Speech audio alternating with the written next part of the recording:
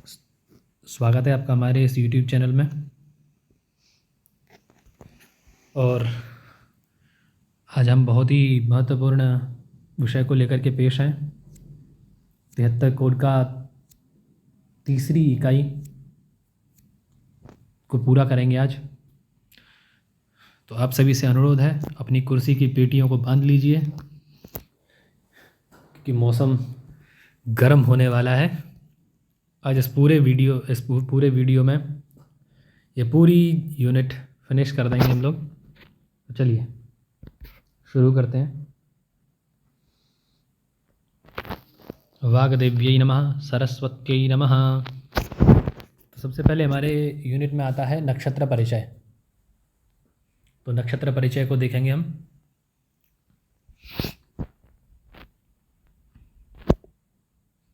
नक्षत्र किसे कहते हैं? नक्षरति इति नक्षत्रम, नक्षरति इति नक्षत्रम अथवा ताराणां समूहः नक्षत्रमित्युच्यते। समग्र आकाशमंडले भचक्रे 27 नक्षत्राणि विद्यन्ते, यथा जैसे उनके नाम दिए जा रहे हैं।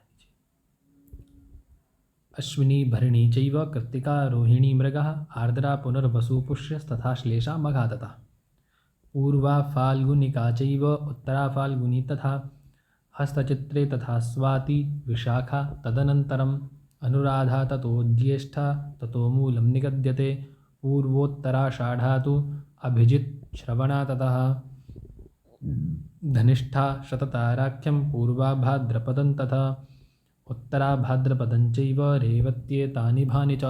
ये 28 नक्षत्रों के नाम हैं। तो अब इनको श्लोक के माध्यम से आसानी से याद कर सकते हैं, इसलिए मैंने श्लोक लेकर के आया हूँ मैं। तो ये तो याद ही करने हैं सिर्फ। चलिए आगे चलते हैं, आगे देखते हैं क्या है। देखिए, ये प्रश्न जरूर आता है और हर बार ही आता है। इस प्रश्न में, इसमें से अवश्य प्रश्न बनता है। जैसे 27 नक्षत्र थे तो उनके सभी के ये देवता लिखे हुए हैं। किस नक्षत्र के कौन अधिष्ठात्री देवता हैं? जैसे अश्विनी सबसे पहला नक्षत्र है, अश्विनी के अश्विन, भरणी के यम, अश्विन यम, फिर दहन यानी अग्नि,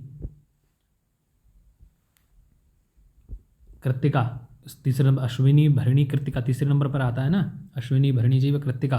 फिर रोहिणी, रोहिणी के कौन? कमलज, कमलज मतलब ब्रह्मा। अश्विनी भरणी कृत्तिका रोहिणी। मृगशिरा, मृगशिरा के चंद्रमा यानी शशि। शूलभृद यानी शिव, आर्द्रा के। पुनर्वसोर अदिति, पुनर्वसु के अदिति, देखिए शूलभृद अदिति। जीव यानी बृहस्पति, किसके हैं जीव? तो पुष्य के बृहस्पति हैं। फणी यानी सर्प, अश्लेषा के सर्प हैं। उसके अंतर में आता है मघा, मघा के पितर। तो ऐसे करके ये सभी के लिखे हुए हैं। एक बार बोल देता हूँ मैं श्लोक को। अश्विन यम दहन कमलज शशिशूलभृदिति जीव फणिपितरः योन्य, योनि मतलब ये कहा गया है भग को, भग का पर्याय है योनि या भग। ये हैं पूर्वा फाल्गुनी जो नक्षत्र, उसके अधिष्ठात्री देवता हैं भग, उन्हीं को योनि कहा गया है। योनि अर्यमा, अर्यम आदिन,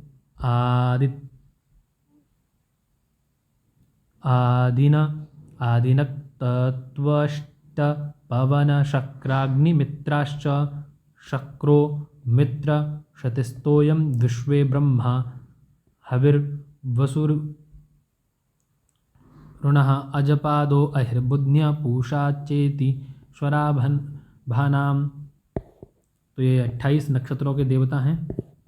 और देखिए नक्षत्रों के जो प्रकार होते हैं, नक्षत्राणाम षोडश विधा संज्ञा भवन्ति। नक्षत्रों की कितनी संज्ञा होती हैं? 16 प्रकार की। और ये सब 27 नक्षत्रों के अंदर ही होती है। कौन सी हैं? ध्रुव संज्ञा, चर संज्ञा, उग्र संज्ञा, मिश्र संज्ञा, क्षिप्र, मृदु, तीक्ष्ण, ऊर्ध्व, अधोमुख, त्रियंगमुख, आंध नक्षत्र, मध्य, मंद, सुलोचन, पंचक और मूल। ये संज्ञाएं होती हैं जिनको हम आगे श्लोक के माध्यम से देखेंगे। आप चाहें तो यहाँ से भी नोट कर सकते हैं वीडियो को पॉज करके। नहीं तो हम आगे श्लोक के माध्यम से इन सभी को देख लेंगे। देखिए, उत्तरा त्रयो रोहिण्यो, तीनों उत्तरा और रोहिणी ये ध्रुव संज्ञक होते हैं। स्वाति, पुनर्वसु और श्रवण से 3 नक्षत्र, श्रवण, धनिष्ठा और शतभिषा, ये कौन होते हैं? चर संज्ञक।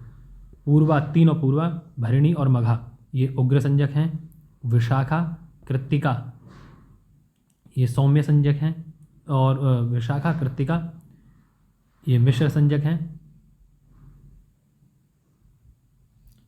हस्त, अश्विन, पुष्य और अभिजित ये क्षिप्र संज्ञक हैं। आप श्लोक को याद कर सकते हैं, इनको बोल के बता दूंगा अभी मैं।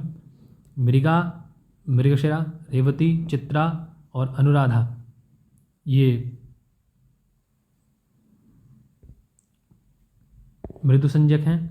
मूल, ज्येष्ठा और आर्द्रा, श्लेष ये तीक्ष्ण संज्ञक हैं। मूल, अहि, मिश्र, उग्र ये अधोमुख हैं। उग्र यानी यहाँ पर देखिए, उग्र ये, मिश्र और उग्र ये हैं, यहाँ पर मिश्र ये लेने हैं और उग्र से ये ले लेने हैं। तो ये दोनों उग्र संज्ञक और मिश्र संज्ञक और मूल नक्षत्र ये सभी अधोमुख हो जाते हैं। और इसके अतिरिक्त हस्त, अनुराधा, स्वाति, पुनर्वसु, ज्येष्ठा, अश्विनी ये त्रियंगमुख होते हैं। इनसे शेष जो बचे वे ऊर्ध्वमुख होंगे। तो अब देखिए श्लोकों को बोल के देखते हैं एक बार।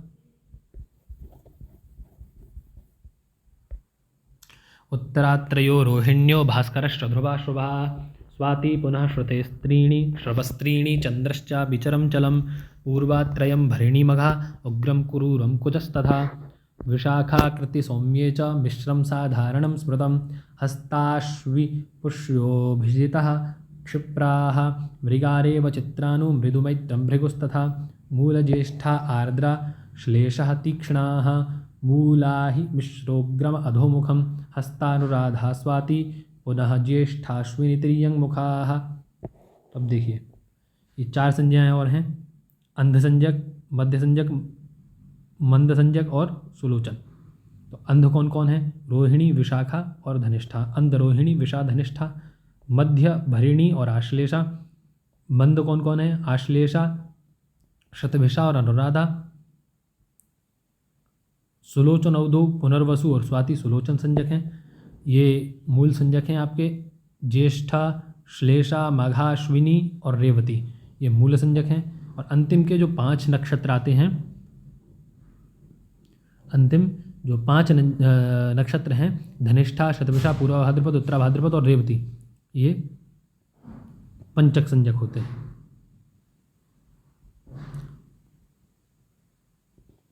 धनिष्ठा,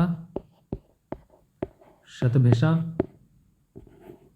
पूर्वा भाद्रपद, उत्तरा भाद्रपद और रेवती ये पंचक संज्ञक नक्षत्र हैं। अब देखिए ये तो नक्षत्र परिचय पूरा हुआ। इतने से अधिक बाहर क्वेश्चन नहीं आता है, जैसा कि हम लोग सभी जानते हैं। इससे बाहर प्रश्न नहीं आएगा, इसमें से ही प्रश्न हर बार आता है। ज़्यादातर स्वामी ही पूछता है वो। राशि का परिचय देखेंगे दूसरे नंबर पे।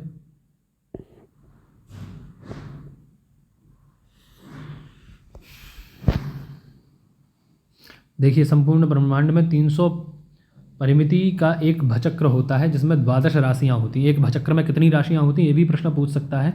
तो आप याद रखिए कि एक भचक्र में 12 राशियाँ होती हैं।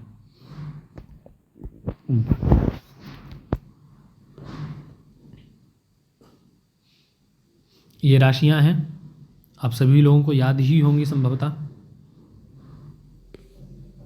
तब भी एक बार बोल लेते हैं। मेषो वृषश्च मिथुनः कर्कसिंह कुमारिका तुलालि धनुषो नक्र कुंभ मीनस्तथा परम 12 राशियाँ हैं। देखिए इनके स्थान हैं ये सब,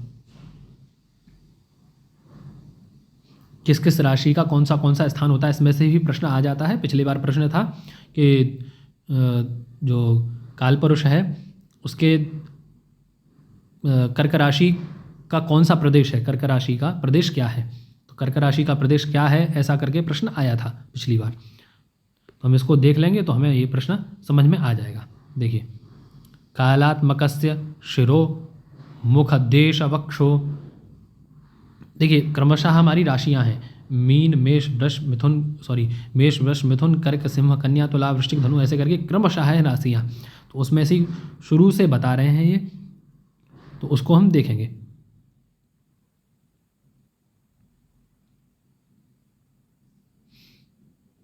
कालात्मकस्य शिरो मुखदेश वक्षो। देखिए मेष राशि 1 नंबर, शिर यानी मस्तक, मुख यानी 2 नंबर और वक्ष यानी 3 नंबर। मेष वृष मिथुन 3 हो गई है। हृदय यानी कर्क राशि। अब देखिए यही प्रश्न आया था कि कर्क राशि का प्रदेश कौन सा है, तो हृदय। आगे कर्क सिंह का कुक्षी,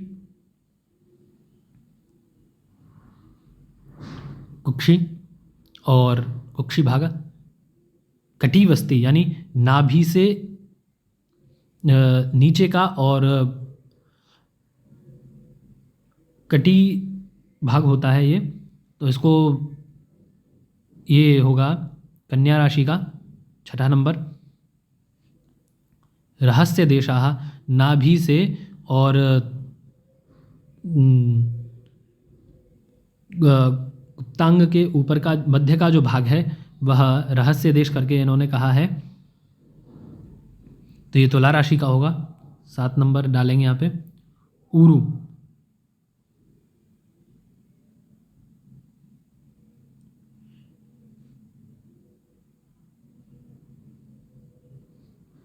ये वृश्चिक राशि का है। जानू ये धनु राशि का है 9 नंबर। ऊरू यानी गुप्तांग, जानू यानी जंघाएं। मकर राशि युगलम परस्तम, ये जो हमारे पिंडली मतलब घुटनों के नीचे का जो स्थान होता है। पादद्वयम जानू युगलम परस्तस्तु जंघे 10 नंबर। पादद्वयम 11 और 12। आप यहाँ पे भी देख सकते हैं इसको फिर अर्थ में।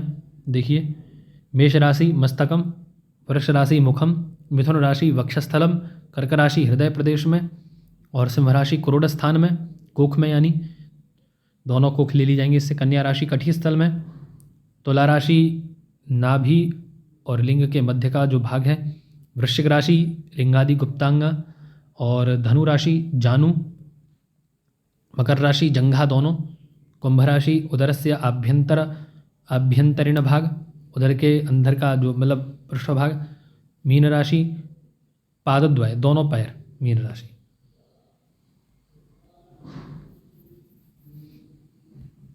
आशा करता हूँ आपको समझ में आ रहा होगा।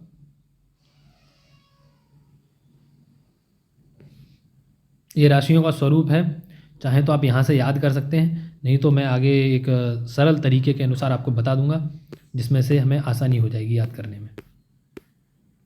देखिए ये जरूर याद करना है, इसमें से प्रश्न आता है। ये यवन नाम है, यवनों के अनुसार ये राशियों के नाम हैं। क्रियताबूरी जितुम कुलीर लेयपाथोन जूक कौर्प्याख्याः तौक्षिक आको केरो हृद्रोगश्चान्त्यभश्चेत्थम।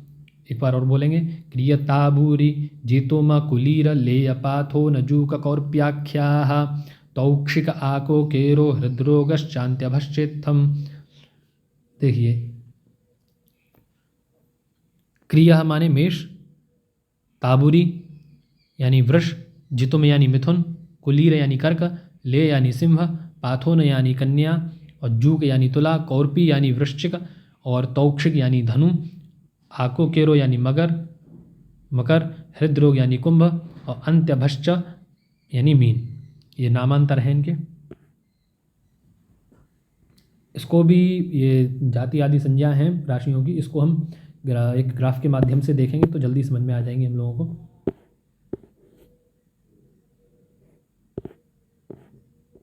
देखिए राशियों के स्वामी हैं मेष वृश्चिकयोर भौमः शुक्रो वृषतुलाधिपः। ये पूछा जाता है।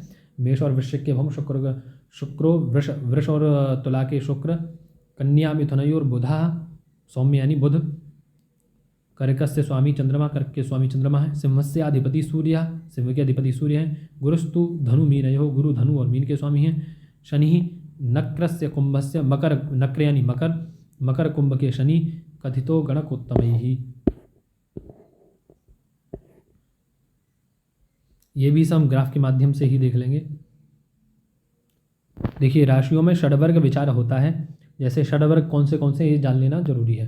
तो लग्न, होरा, दृष्कर्ण, नवंश, द्वादशांश और त्रिंशांश, ये राशियों के षडवर्ग हैं।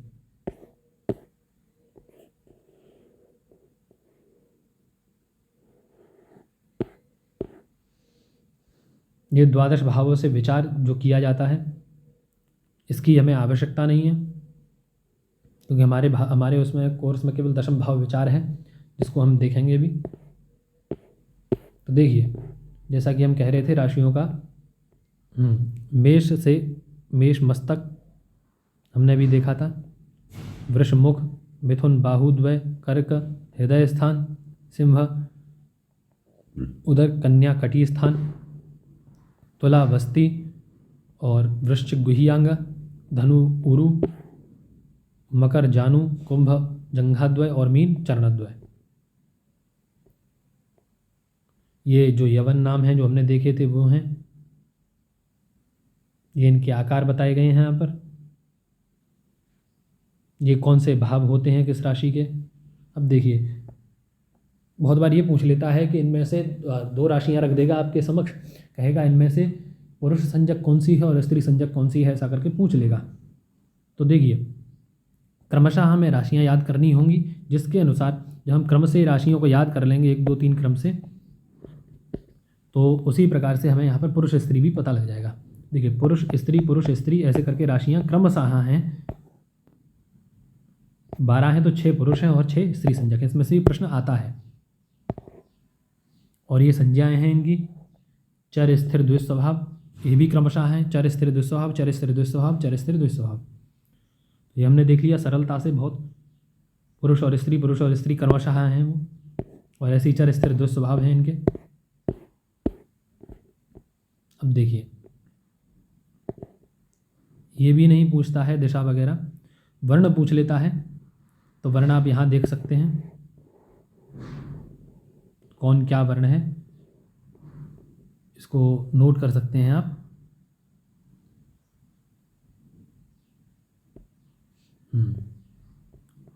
ये भी नहीं पूछेगा, ये भी नहीं और ये भी नहीं। प्रकृति पूछ सकते हैं, तो पित्त वात त्रिधातु कफ, इस क्रम से चलेंगी ये। 3 राशियाँ पित्त वाली, 3 वात वाली, 3 त्रिधातु और 3 कफ वाली, इसी क्रम से होंगी। पित्त वात त्रिधातु कफ, और देखिए नीचे भी पित्त वात त्रिधातु कफ, पित्त वात त्रिधातु कफ, इसी प्रकार से होंगी।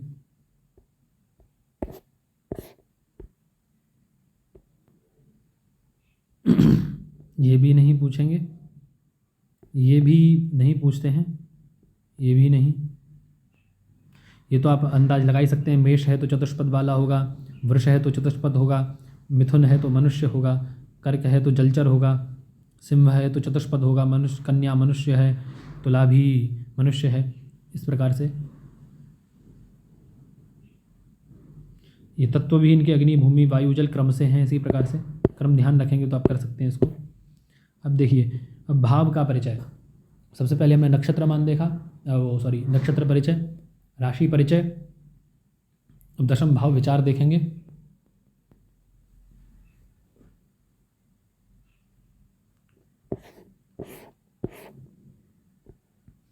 दशम भाव से देखिए, दशम भाव से जो विचार किए जाते हैं, कर्म का, व्यापार का, मेषूरण, ज्ञान, राज और आस्पद, इनको आप नोट कर लीजिए। अवश्य पूछ देता है, इसमें से प्रश्न आता है, क्योंकि हमारे उसमें दशम भाव विचार है। भावों की संज्ञा पूछ लेते हैं, केंद्र संज्ञा, कंटक संज्ञा और चतुष्टय संज्ञा। केंद्र, कंटक और चतुष्टय संज्ञा इन्हीं की होती है। 1 4 7 10 इनकी केंद्र संज्ञा, कंटक और चतुष्टय इनकी संज्ञा होती है। चतुरस्र, चतुरस्र जैसे पता ही लग रहा है, चतुर और अस्र यानी 8। त्रिकोण संज्ञा, यहाँ एक और आएगा, 1 5 9, 1 5 और 9 इनकी त्रिकोण संज्ञा होती है। कुंडली में भी यदि आप देखेंगे तो त्रिकोण बन जाता है इसके अनुसार। पर्णाफरा, इनसे जो अग्रिम अग्रिम भाग हैं उनकी पर्णाफरा संज्ञा होती है। केंद्र संज्ञा हमने याद कर ली, यदि पहला, चौथा, सातवां और 10वां, तो इनसे आगे आगे कौन आए? दूसरा, चौथे से आगे 5वां, 7 से आगे 8 और 10 से आगे 11, तो उनकी पर्णाफरा संज्ञा होती है। आपोक्लिम, इनसे पर्णाफरा से एक आगे आपोक्लिम, तो हमें क्रम याद रखना है, केंद्र, पर्णाफरा और आपोक्लिम। देखिए क्रमशः चल रहा है 1 2 3 4 5 और 6 7 8 और 9 10 11 और 12, तो हमारे क्रम बन गया है ये कि केंद्र, पर्णाफरा और आपोक्लिम। त्रिक स्थान 6 8 12 को त्रिक स्थान, उपचय संज्ञा 3 6 10 11 को उपचय संज्ञा। ज़्यादातर यही ऊपर वाली 2-3 संज्ञाएं पूछी जाती हैं, त्रिकोण, पर्णाफरा, आपोक्लिम और केंद्र।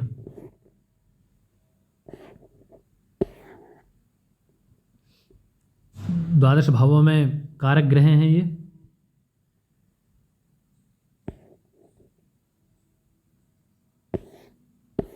अब देखिए दशम भाव विचार एक बार हम अच्छे से देखेंगे।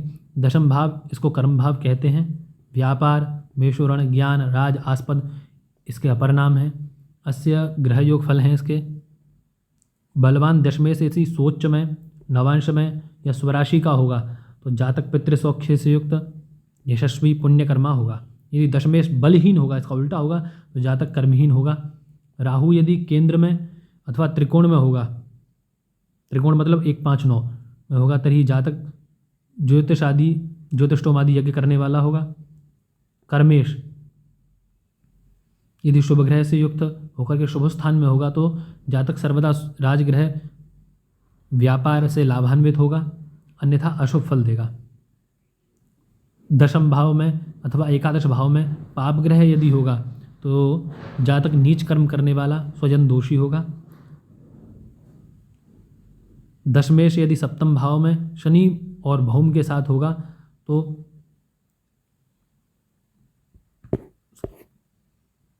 चलिए अब ग्रहों का परिचय देखेंगे।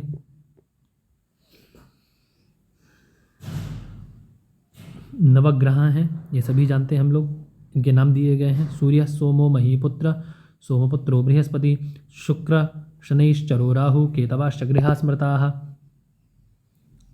अब ग्रहों के स्वरूप जो दिए गए यहाँ पे, दिवाकरज्जौ विहग स्वरूपौ, सूर्य और बुध का स्वरूप कैसा है? विहग स्वरूप।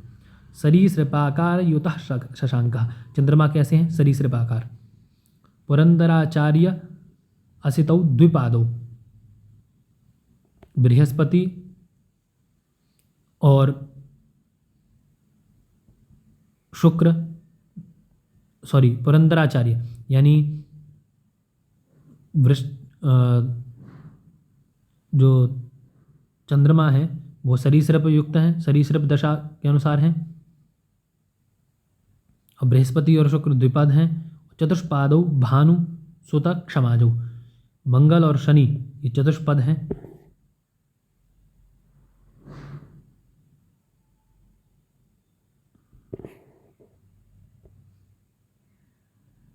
अब देखिए ग्रहों के अनुसार कालपुरुष के ये अंग दिए गए हैं यहाँ पर, कौन से ग्रह के अनुसार, जैसे हमने पहले राशि के अनुसार देखे थे उसी प्रकार से अब ये ग्रहों के अनुसार भी दिए गए हैं।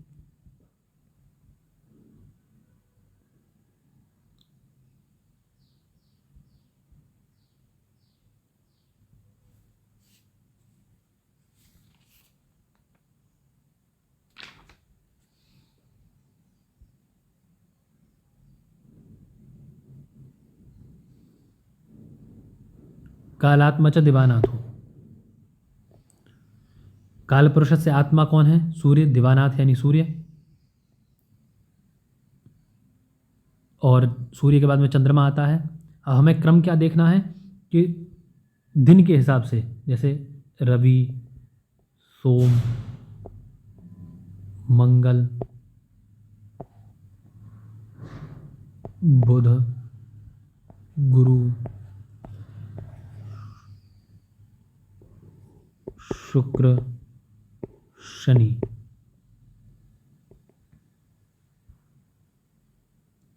इस क्रम से हमें रखना है इसको, तो हम देख लेंगे कि आसानी से समझ में आएगा हमें। तो देखिए, कालात्मच दिवानाथ हो, जो काल पुरुष की आत्मा है वह कौन है? दिवानाथ यानी सूर्य। तो ये आत्मा हुए सूर्य।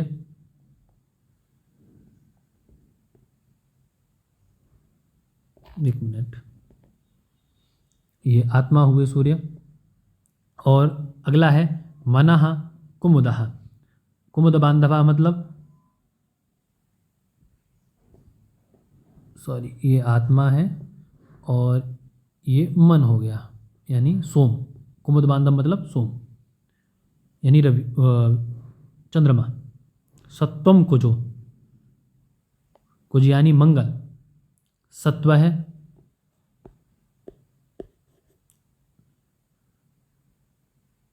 विजानीयात बुधो, विजानीयात मतलब वाणी, वाणी के अधिष्ठा जो हैं वो बुध हैं। वाणी प्रदायकः बुधो। सत्यम कुजो विजानीयात बुधो वाणी प्रदायकः। देवेज्यो ज्ञान सुखदो, देवेज्यो यानी बृहस्पति, ज्ञान और सुख के अधिष्ठात्री हैं। भृगु वीर्य प्रदायकः, भृगु यानी शुक्र, वीर्य प्रदायक हैं।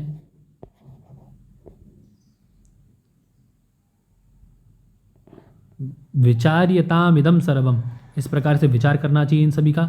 छाया सूनुश्च दुखधा, छाया सूनु यानी शनि, ये दुख देने वाले हैं, दुख के कारक हैं। तो ये हमने देखा, कालात्मच दिवानाथो मनः कुमुदबान्धवः, सत्वं कुजो विजानीयात बुधो वाणी प्रदायकः, देवे ज्यो ज्ञान सुखदो भृगुवीर्य प्रदायकः, विचार्यतामिदं सर्वं छाया सूनुश्च दुखधा। अब देखिए, इनकी उम्र देख लेनी चाहिए हमें। बालो धराजः, मंगल, धराज यानी मंगल, इनकी अवस्था कैसी है? बाल। शशिजः कुमारा, शशिजः मतलब बुध, कुमार हैं। 63 गुरु, 30 वर्षीय गुरु हैं। षोडश वत्सः सरितः, शुक्र 16 वर्षीय हैं।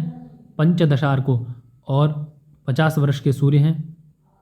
विधुर सप्तति यानी चंद्रमा 70 वर्ष के हैं। शताब्द संख्या शनि राहु केतु, और शनि राहु केतु ये सब 100 वर्ष वाले हैं। यहाँ देख सकते हैं आप, ये लिखा हुआ है ऊपर।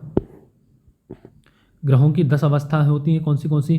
दीप्ता प्रमुदिता, स्वस्था, शांता, शक्ता, प्रपीडिता, दीनः, खलस्तु विकलो, भीतो अवस्था दशक्रमात्।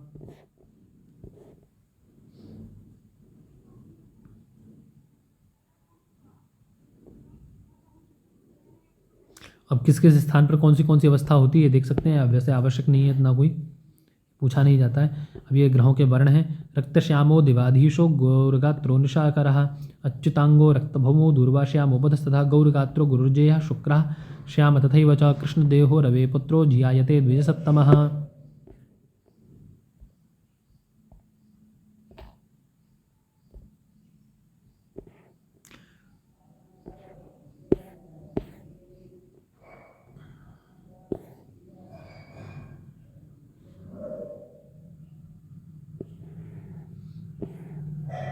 ये ग्रहों की ऋतुएं हैं, लिखा हुआ है।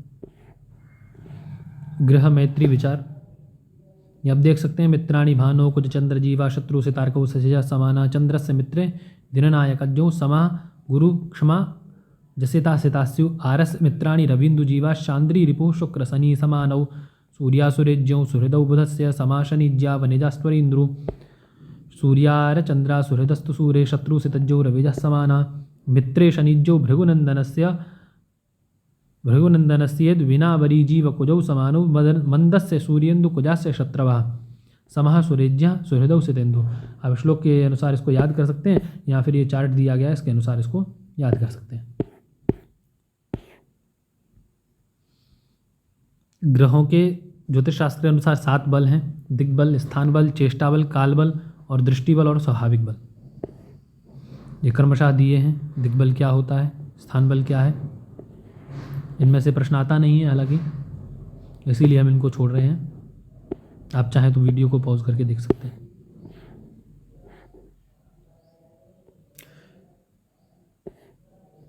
देखिए सभी ग्रह स्वस्थानात एक पादेना, एक पाद दृष्टि से देखिए 7 7 जोड़ते जाइएगा सबके साथ में, 7 3 10 देखते हैं। द्विपाद दृष्टि से 5 7 9 और त्रिपाद दृष्टि से 4 7 8। ये दृष्टियां हैं सभी ग्रहों की, एक पाद द्विपाद और त्रिपाद दृष्टि।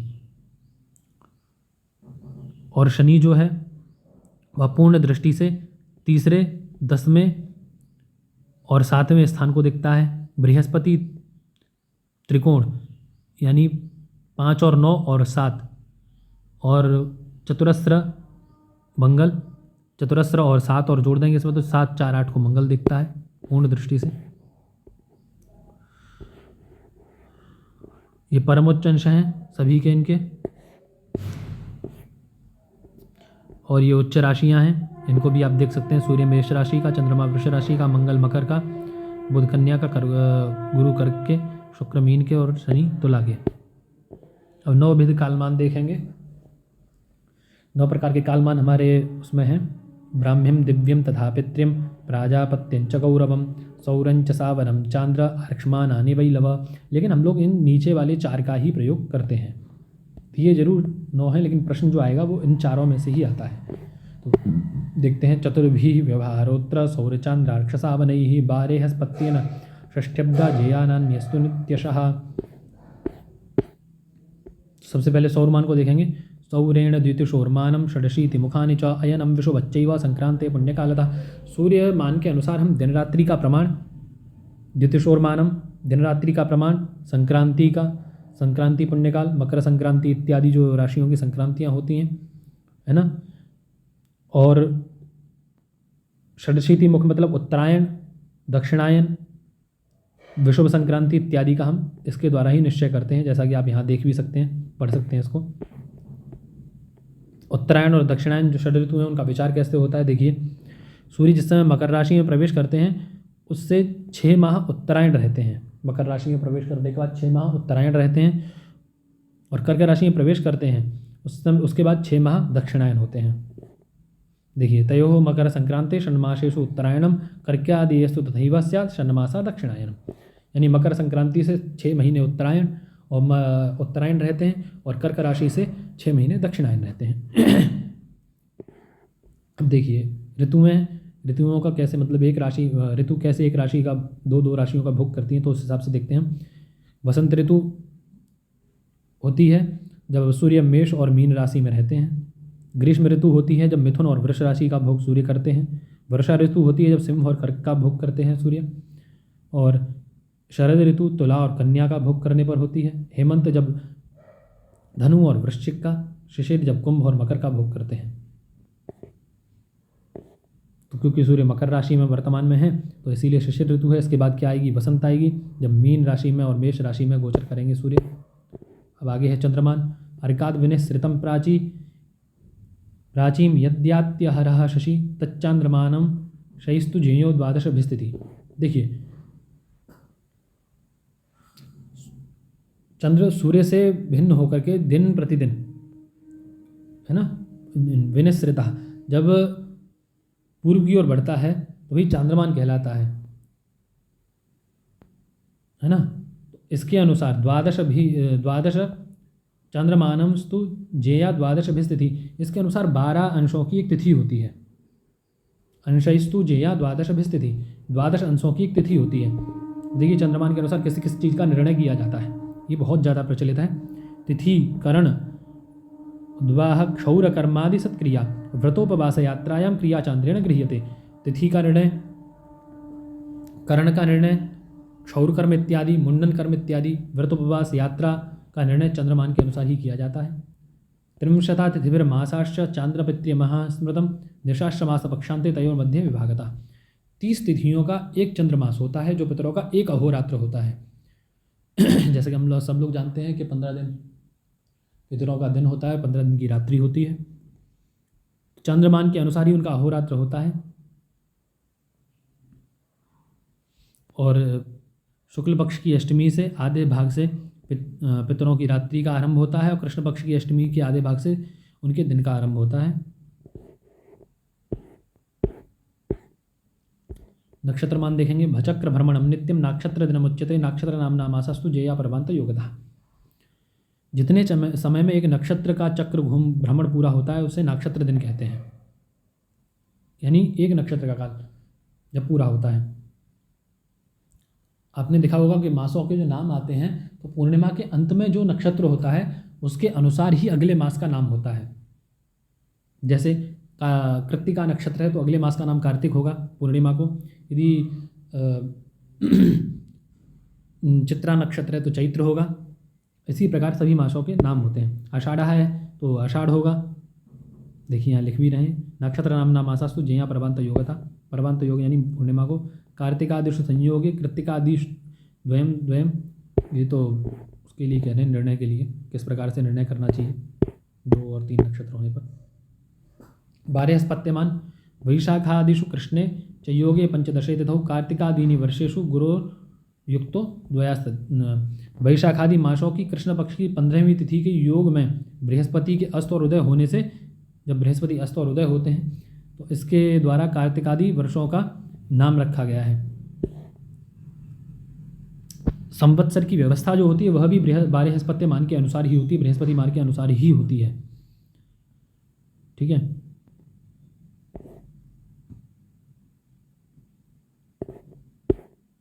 सावन मान, एक सूर्योदय से अगले सूर्योदय तक के मान को सावन मान कहते हैं। यहाँ देखिए, उदयाद उदयम भानो सावनम तत्प्रकीर्तयेत सावनानि सुहेतानि यज्ञकाल विधिस्तुतई। तो यज्ञकाल का, यज्ञ के जितने भी कर्म होते हैं सावन मान के अनुसार ही होते हैं। सूतक आदि का परिच्छेद भी इसके अनुसार ही होता है। देख लीजिए यहाँ पे, सूर्य के एक उदय से दूसरे उदय के बीच के काल को सावन मान कहते हैं, सावन दिन कहते हैं। सावन दिनों में यज्ञ करने का समय का विधान किया जाता है। सूतकादि परिच्छेदो दिन मासा वर्षास्तथा मध्यमाग्रह भुक्तिश्च सावनेन प्रकृत्यते। जन्म का, सूतक का, चांद्रायण आदि जो व्रत होते हैं, जितने भी व्रत हैं चांद्रायण आदि व्रत की सीमा, दिन मास और वर्ष के स्वामियों का निश्चय, ग्रहों के मध्य की गति की गणना यानी गोचर ग्रहों की गणना भी इसके सावन मान के अनुसार ही की जाती है। दिव्यमान सुराणामन्योन्य महोरात्रम विपर्ययात यत्रोक्तम तद भवेत दिव्यम भानोर भगन पूर्णनाथ। देवताओं और असुरों का जो परस्पर विरोधी अहोरात्र यानी जब देवताओं का दिन होता है, दैत्यों की रात्रि होती है, दैत्यों का दिन होता है तो देवताओं की रात्रि होती है। वही उनके जो दिन रात्र हैं वही दिन दिव्यमान हैं। और सूर्य का एक भगन पूरा होने पर यानी एक वर्ष में उनका एक दिन और एक रात्रि होते हैं। प्राजापत्य और ब्रह्ममान, मनवंतर व्यवस्था च प्रजापत्यम उदाहृतम, यानी मनवंतर की जो व्यवस्था है, इस समय वही वस्तुत नामनी मनवंतर है, तो इस मनवंतर की जो व्यवस्था है वह प्राजापत्य मान के अनुसार यानी ब्रह्म मान के अनुसार होती है। मनवंतर की व्यवस्था प्रजापत्य मान का उदाहरण है। युगा नाम सप्तति सही का, देखिए 71 महायुगों का एक मनवंतर होता है, जिसके अंत में सत्युग के समान संध्या होती है और इसी संध्या में जल प्लव होता है। संधि सहित 14 मनवंतरों का एक कल्प में 14 मनवंतर और 15 सत्युग के समान संध्या होती हैं। ये अंतिम है। एक सौर वर्ष में 360 सौर दिन होते हैं, इसका प्रश्न आता है। और एक सौर वर्ष में 365 सावन दिन होते हैं। एक चांद्र वर्ष में 354 सावन दिन होते हैं और एक नक्षत्र वर्ष में 361 सावन दिन होते हैं। आप लोगों को वीडियो अच्छा लगा हो तो प्लीज़ लाइक करें, शेयर करें और चैनल को सब्सक्राइब जरूर करें। धन्यवाद। फिर मिलेंगे अगले वीडियो के साथ।